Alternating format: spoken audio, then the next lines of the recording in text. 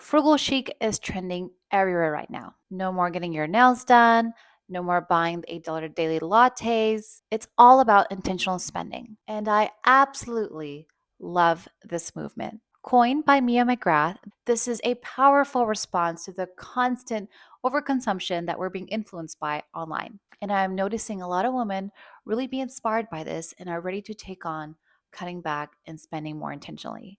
However, I'm noticing one critical shift that's being missed. And without it, all of your efforts will end up going nowhere. In today's video, I'm going to reveal that one missing piece that turns frugal chic from cutting back to real progress. Just so that your savings does not quietly leak away and that your efforts of cutting back actually move you closer to the dream life that you want. If you're new here, hi there, I'm Samira.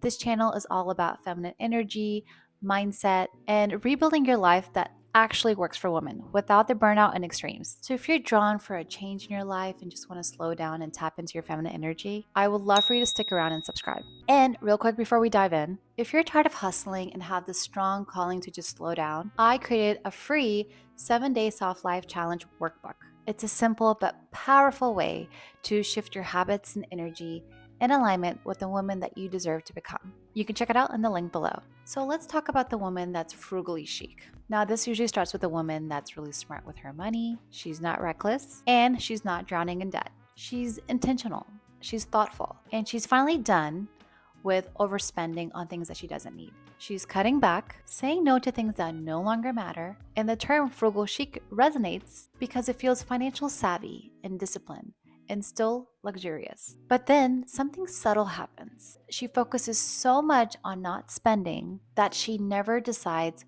what she's actually supposed to do with the money.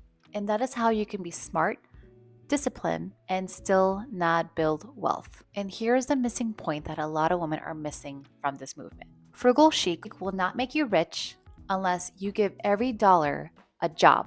Let me repeat that. Frugal chic will not make you rich unless you give every dollar a job.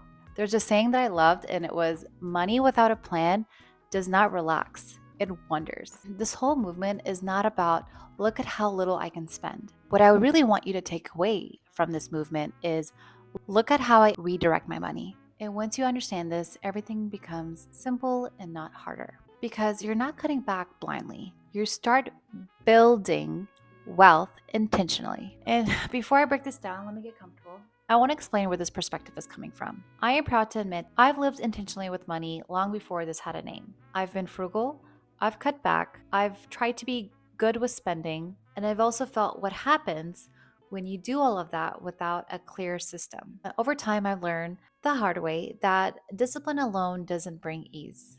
Direction does. So, what I'm sharing today is not just a theory, it's what helped me feel responsible but exhausted to feeling calm and supported. And whether you're a woman in your 30s rethinking how you want your life to look and feel, or if you're younger and you're just trying to build good money habits, this framework that I'm about to give you is going to give you a lot of clarity and not just rules. And to add another important layer to this, coming from my experience being halfway through my 30s, the heart of frugal chic, which is what Mia emphasizes, is financial freedom, not restriction, not punishment, freedom. But here's one thing I wish more people talked about. If the way you're trying to be financially free is wrecking your nervous system, it's not sustainable. Been there and done that. You cannot build a calm life through constant restraint, anxiety, and pressure. That is something I always misunderstood, and I want to clear up right now before you make the same mistakes I did. Because that's not freedom. That's survival mode with just, I don't know, better branding. What I'm about to share is how to move towards financial freedom in a way that actually feels calm, supportive of our nervous system, not stressful. This is how you're going to make frugal chic work for your life and not against it. Think of this as guidance I wish I had earlier. I'm letting out a big sigh for that, just so you don't have to learn the hard way. Okay, it's the start of the new year and you have decided that you're going to stop overspending and start being intentional with your spending. This is how I recommend assigning your money. So this is me just making sure that when you cut back, you know where your money is going and that you create the system that will help sustain you and build wealth and get that rich life that you desire without wondering, okay, I've saved the money, now what? Because at the end of the day, money is energy. And whenever we exchange it for something that we desire, it's always going to be an exchange of something that inherently makes your life better, right? So think of these 4 jobs as a simple framework of something that will set you up for life and also build wealth. Job number one, stability. I call this the peace money. Now, Frugal Chic really recommends cutting back on things like getting your nails done or beauty maintenance routines. For example, let's say you do balayage or highlights, and it's definitely far from the natural color that you already have, and so it just costs a lot in maintaining that. You want to cut back on that too. In addition is trend-driven shopping. Whatever is just going viral, you don't need to have it. This happens a lot with like makeup and skincare, and just cutting out like daily takeout or coffee that you kind of build out of habit. Here's what I want you to do with that money instead. I want you to build a peace buffer. So, a peace buffer is accessible cash. This is separate from your daily spending, and this is something that you will use without guilt. This money that you spend, the peace money, will be used, for example, let's say your car breaks down and you need to change a tire, or you need to go to a mechanic, or just something unpredictable, but part of life. Another example is, let's say there's a family emergency, you have to hop on a last minute flight, or let's say you just happen to get a toothache and you need a filler and you don't have proper insurance. You need this peace money for unpredictable events, but kind of also predictable. Like, I think the mature thing is to believe that life is unexpected and you should be ready for these kind of things. If you don't have a peace buffer right now, you might stress on a daily basis, or you might delay important things that you should be doing, like investing in your health, or just swiping a credit card and adding to your debt.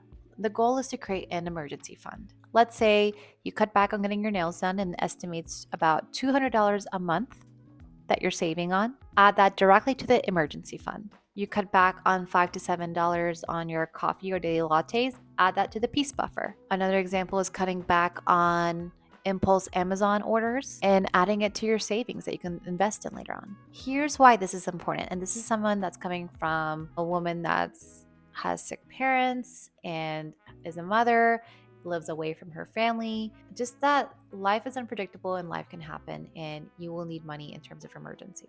And just to have a peace buffer or just an emergency fund, this will help you relax even if life feels fragile. The last thing you want to worry about is finances while life takes a turn. For example, a loved one is sick. I had that happen to me recently. The goal from this job is to create financial breathing room. And from the experiences I've had so far in my life, luxury to me used to be the nice handbags and the designer things. But right now, luxury for me is peace of mind. Luxury for me is not panicking when something goes wrong. This is job number one in terms of what I want you to do with the money that you cut back on. Create a peace buffer. The second job I want you to assign the money that you're saving from cutting back is growth. What does this look like? Wealth and skill money. I've read a lot of finance books and a ton of self-development books.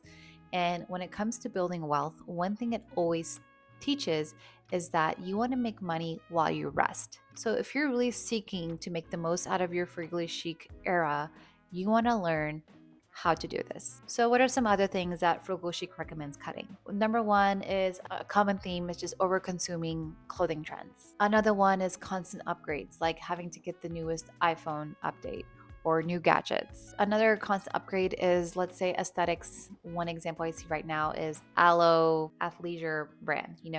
That's the latest trend right now. You might want to cut back if you already have a Lululemon set. Or another thing is buying things that make you feel put together short term. This could be a lipstick shade that you don't see yourself wearing a lot. It could be just one and done, and it's just going to take up space in your makeup bin. Now, here's what I want you to do with that money instead. Invest consistently, and if you don't know how to do that, you need to learn how to do that. Second is buy courses or skills that compound. And third is fund education that increases autonomy or income. So what are some practical examples? Let's say you've cut back on shopping and you have excess money and you want to spend that money instead on investing. This could look like your 401, index funds, etc. And if you don't know how to invest, you need to learn how to do that. Another example is skipping seasonal wardrobe refresh. I absolutely love when fall comes around, all the new chocolate brown jackets and all the shades of brown, trench coats. And it's so funny because I live in Canada and fall is so short-lived. It's so tempting to go to the mall and just buy like a whole wardrobe of just new trends that have come out for the fall because you're already excited for the weather getting cooler and just that brown aesthetic. Skip it. Don't do it. Because it's, especially for me, I've learned in Canada, because it's so short-lived, winter comes around really fast. Don't do it. Instead, invest that money in a skill building course. So for me, since I'm doing YouTube, instead invested in the course of how to become a better storyteller or how to be more compelling in terms of how I communicate in a YouTube video. Hopefully the gain is to build something from it. Another practical example of like not chasing trends and saving money is tools that simplify learning. I know there's so many AI tools out there, and sometimes to get the full benefit from that AI tool, you might have to spend a monthly subscription to it. It's worth it. If it's going to simplify your learning process or anything that will help you learn and build the skill faster, go for it. That's the money you should be spending on. Why does this matter so much? Now, I preach a lot about the soft life. It's kind of what my channel is built upon around. And I am a huge advocate for it. I do feel like soft life is misunderstood and can be seen as a woman that has no ambition and desire in her life, just rely on her husband to take care of all finances. However, soft life does not equate to doing nothing. It is pretty much just means not carrying everything by yourself. Having growth money creates leverage, whether it's for your own personal life, for your family, or even for your husband. And what screams more soft life than making money while you sleep? Think about it. Job number 3 for you to assign the money that you're going to earn from cutting back of being frugally chic is energy, aka life support money. You need to protect the body that builds the life that you want. So, little examples. So, something that Frugal Chic does not recommend is buying fast food over, better places just so that you're saving a few bucks, or extreme DIYing everything. Like, for example, if you could just buy the actual thing versus just making it home, you're saving a lot of time. Or lastly, over optimizing every expense. Like, Frugal Chic does not equate being cheap and killing yourself at home. Now, what I want you to do with that money instead that you're cutting back on is buying high quality groceries. This means investing in more meats, high quality fruits and vegetables, avoiding all the processed, instant quick foods that are in the middle aisles of the grocery store. The second thing I want you to invest that money in is movement that supports your body. If you find yourself lacking willpower when it comes to working out, I do recommend investing in a gym membership and hiring a personal trainer, or, downloading an app. One app that I've been paying for is called Ladder. And this is like a personal trainer in this app that helps you with what's the word? It helps you push yourself even more. Progressive overload, which helps challenge you even more. So just by spending money on this app is helping me commit to a workout that I can do at home. They're short and quick based on my needs, and it helps me ensure that I'm doing progressive overload over time. So I'm not doing the same weights. Like, I'm actually challenging my body week by week as I get stronger. That is a good example of what to do with your money instead. Like, for example, I knew someone that was hesitant about buying a walking pad, but I, convinced them that, like, hey, we live in Canada, we have long winters, walking outside is not easy. It's already hard to go for a walk, let alone walk in negative 13 degrees. It's worthwhile to invest in that walking pad if it ensures that you get that daily movement in your steps in. That's money that should be going into something worthwhile that helps sustain your energy and protect your body and health over time. And another thing is, buying tools or help that reduces mental load.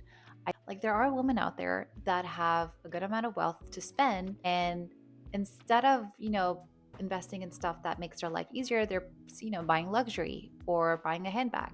So, for example, is like, instead of buying the handbag, why don't you hire a lady to come deep clean your house once a month? Or, if you have that money for a nice, extravagant trip, why not invest in a chef or someone as a personal assistant to come do the mundane activities? Just something to make your life easier, to help you focus on things that matter. This is what I mean about reframing about how you spend your money. What is actually making your life easier? And that's what I want this job to be. Investing that money that you save from cutting back into things that give you more energy, more health, more just feeling good physically. So, practical examples is cutting back mindless spending on better food, skipping aesthetic expenses. It's funny, I'm going to pick on aloe. Instead of buying another set, why don't you take that money into a month gym membership and do Pilates for the month?